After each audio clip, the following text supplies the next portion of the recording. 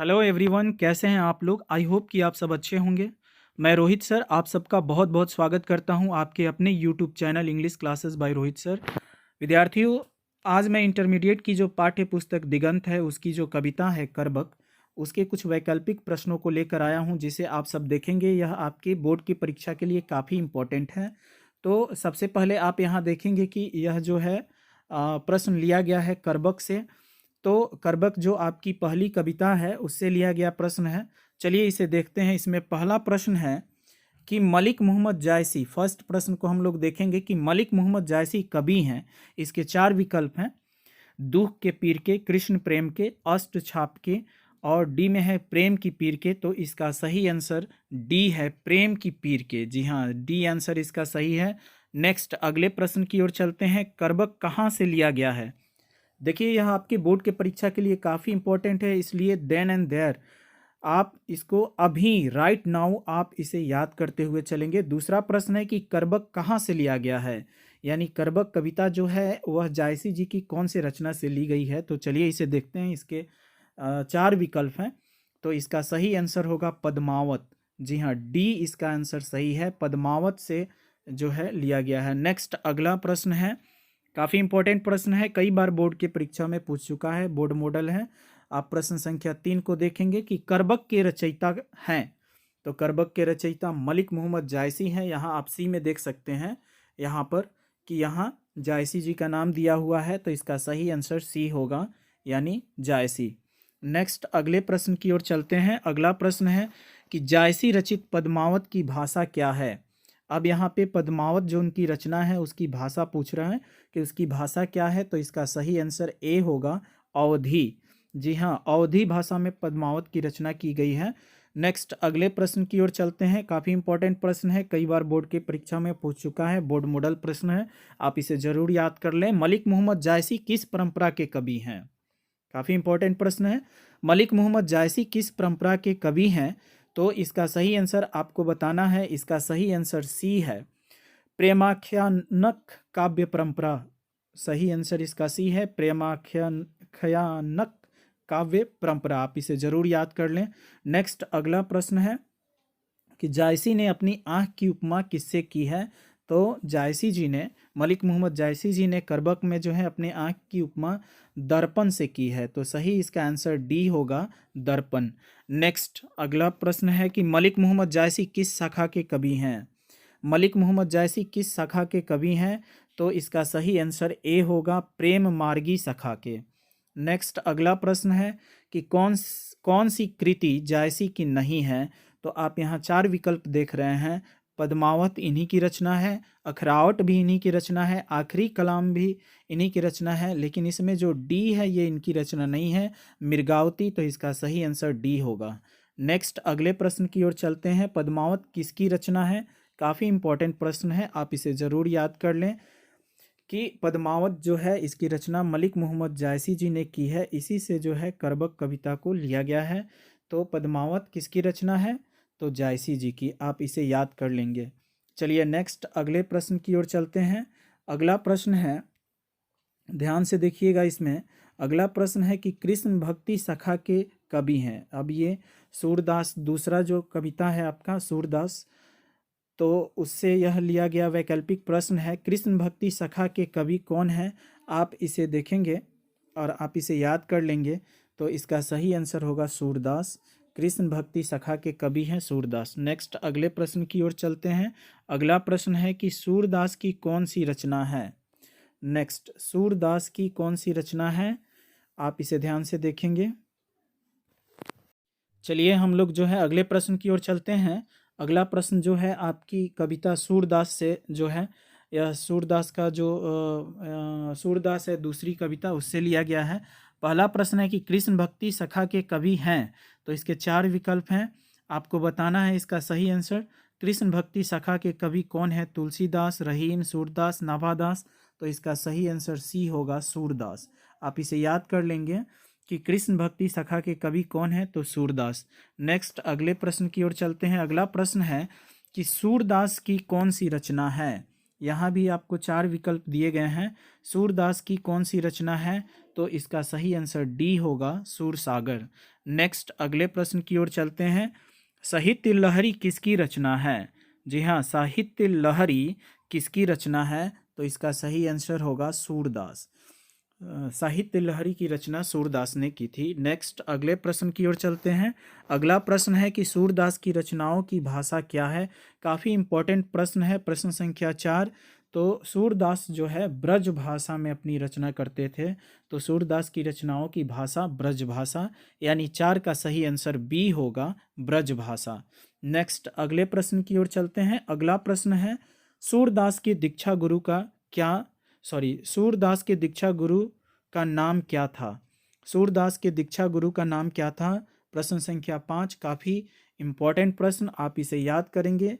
इसका सही answer C है, वल्लभाचार्य। सूरदास के दीक्षा गुरु का नाम वल्लभाचार्य है।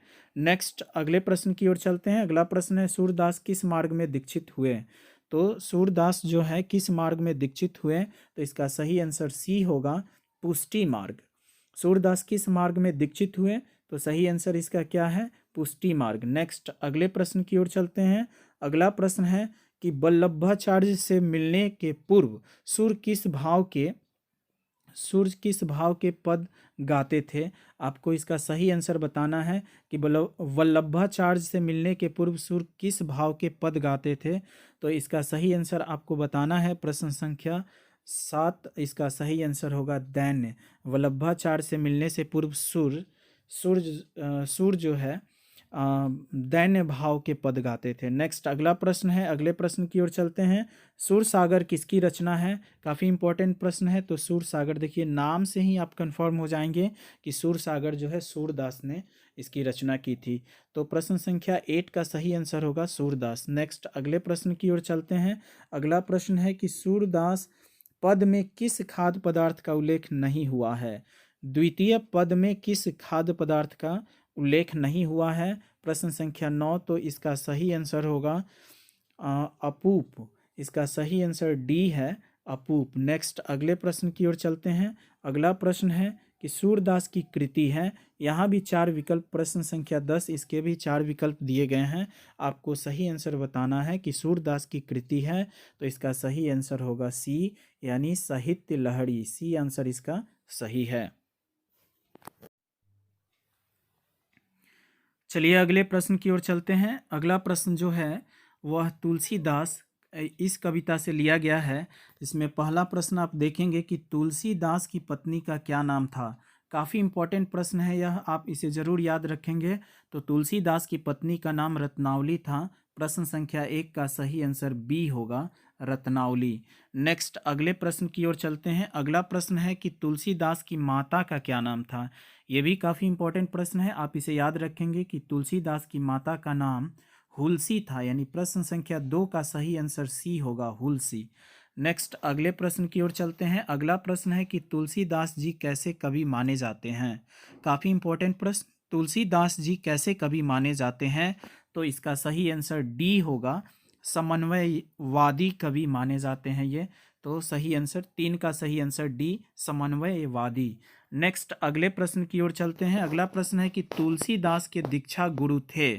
तो इसके 4 विकल्प हैं। इसका सही आंसर बी होगा, नरहरि दास। नरहरि दास जो है दीक्षा गुरु थे तुलसीदास के। नेक्स्ट अगले प्रश्न की ओर चलते हैं। कह रहा है क्या चीज़, ध्यान से देखिएगा आप, ये काफ़ी इंपॉर्टेंट प्रश्न है। काफ़ी इंपॉर्टेंट प्रश्न है।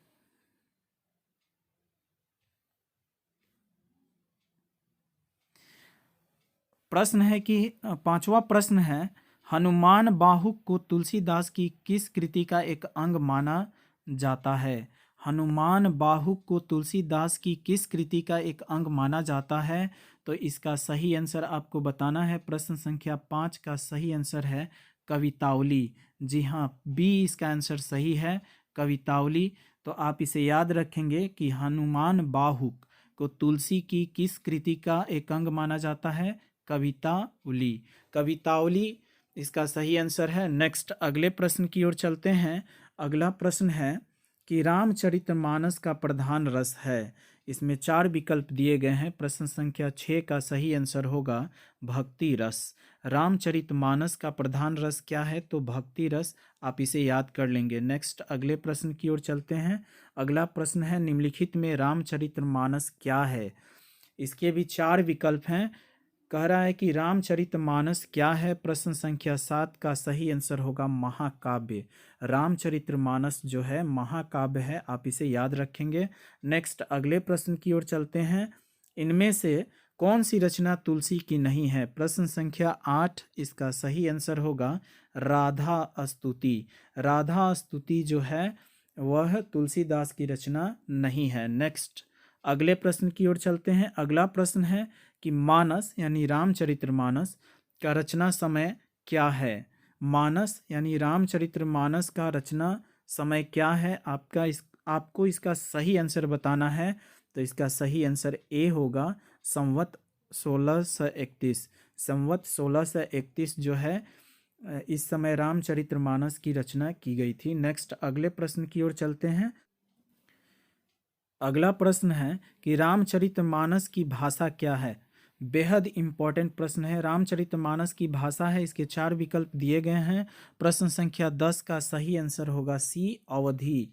जी हाँ, रामचरितमानस की भाषा अवधी है। नेक्स्ट अगले प्रश्न की ओर चलते हैं। अगला प्रश्न है, विनय पत्रिका की भाषा है। विनय पत्रिका की भाषा है। प्रश्न संख्या 11, इसका सही जवाब बताना है। तो इसका सही जवाब होगा अंतर्वेदी। अंतर्वेदी। अंतर्वेदी जो है ब्रज भाषा, ये इसका सही आंसर है। विनय पत्रिका का भाषा अंतर्वेदी है यानी ब्रज भाषा। नेक्स्ट अगले प्रश्न की ओर चलते हैं। अगला प्रश्न है कि तुलसीदास का जन्म कहाँ हुआ था? बेहद इंपॉर्टेंट प्रश्न, आप इसे जरूर याद रखेंगे। कह रहा है कि तुलसीदास का जन्म कहाँ हुआ था? तो इसका सही आंसर है ए राजापुर। बांदा जो उत्तर प्रदेश में पड़ता है, राजापुर सही आंसर है इसका। नेक्स्ट अगले प्रश्न की ओर चलते हैं। अगला प्रश्न है कि तुलसीदास का मूल नाम क्या था? बेहद इंपॉर्टेंट प्रश्न है कि तुलसीदास का मूल नाम क्या था? तो तुलसीदास का मूल नाम था राम बोला। राम बोला यानी बी आंसर इसका सही है। नेक्स्ट अगले प्रश्न की ओर चलते हैं। प्रश्न को देखते हैं। जो आपकी कविता चार जो है छपे, जिसे नाभादास ने लिखा है, उसका जो है प्रश्न है कि नाभादास किस धारा के कवि थे? काफ़ी इंपॉर्टेंट प्रश्न है, इसे ध्यान से देखिए। कह रहा है क्या चीज़ कि नाभादास किस धारा के कवि थे? आपको सही आंसर बताना है। तो इसका सही आंसर होगा सद्गुणोपासक राम भक्त। सद्गुणोपासक राम भक्त धारा के ये कवि हैं। काफ़ी इंपॉर्टेंट प्रश्न है, इसका आंसर बी होगा। बी आंसर इसका सही है, सद्गुणोपासक राम भक्त धारा। नेक्स्ट अगला प्रश्न है, क्या है कि सबके हित का वचन कौन कहता है? सबके हित का वचन कौन कहता है? तो इसका सही आंसर बी है, कबीर। नेक्स्ट अगला प्रश्न है, इसे ध्यान से देखेंगे कि कानी का अर्थ होता है। कानी का अर्थ होता है, तो कानी का क्या अर्थ होता है? तो डी आंसर इसका सही है, विश्वास या प्रतीति। विश्वास या प्रतीति। नेक्स्ट अगले प्रश्न की ओर चलते हैं। अगला प्रश्न है कि नाभादास के दीक्षा गुरु हैं। तो इसके भी 4 विकल्प दिए गए हैं। नाभादास के दीक्षा गुरु हैं, तो इसका सही आंसर होगा स्वामी अग्रदास, अग्र अली। ये ए आंसर इसका सही है, 4 का ए, अग्र अली यानी स्वामी अग्रदास। नेक्स्ट अगला प्रश्न है कि भक्तमाल के रचयिता कौन है? काफ़ी इंपॉर्टेंट प्रश्न है, आप इसे याद कर लेंगे। इसका आंसर होगा नाभादास। अगला प्रश्न है कि भक्त चरित्रों की माला है। इसके 4 विकल्प दिए गए हैं। प्रश्न संख्या 6 है कि भक्त चरित्रों की माला है, तो इसका सही आंसर होगा भक्तमाल। भक्तमाल इसका सही आंसर है। नेक्स्ट अगला प्रश्न है कि नाभादास किसके शिष्य थे? इनके यानी नाभादास के गुरु का नाम बताना है। नाभादास किसके शिष्य थे? तो इसका सही आंसर होगा स्वामी अग्रदास के। तो इसका सी नंबर जो है आंसर सही है, नाभादास स्वामी अग्रदास के शिष्य थे। नेक्स्ट अगले प्रश्न की ओर चलते हैं। कबीरदास किस शाखा के कवि हैं? कबीरदास किस शाखा के कवि हैं? तो इसका सही आंसर होगा बी, निर्गुण शाखा के। आप इसे याद कर लेंगे कि कबीरदास जो है निर्गुण शाखा के कवि हैं। नेक्स्ट अगले प्रश्न की ओर चलते हैं। अगला प्रश्न है कि नाभादास किस काल के कवि थे? नाभादास किस काल के कवि थे? तो भक्ति काल के। आप इसे याद कर लेंगे, भक्ति काल के। नेक्स्ट अगला प्रश्न है कि नाभादास की कविता किन दो कवियों के बारे में है? तो नाभादास की कविता जो है कबीर एवं सूरदास के बारे में है। प्रश्न संख्या 10 का सही आंसर बी होगा, कबीर दास एवं सूरदास, कबीर एवं सूरदास। तो आप ये इम्पोर्टेंट प्रश्न जरूर याद कर लेंगे।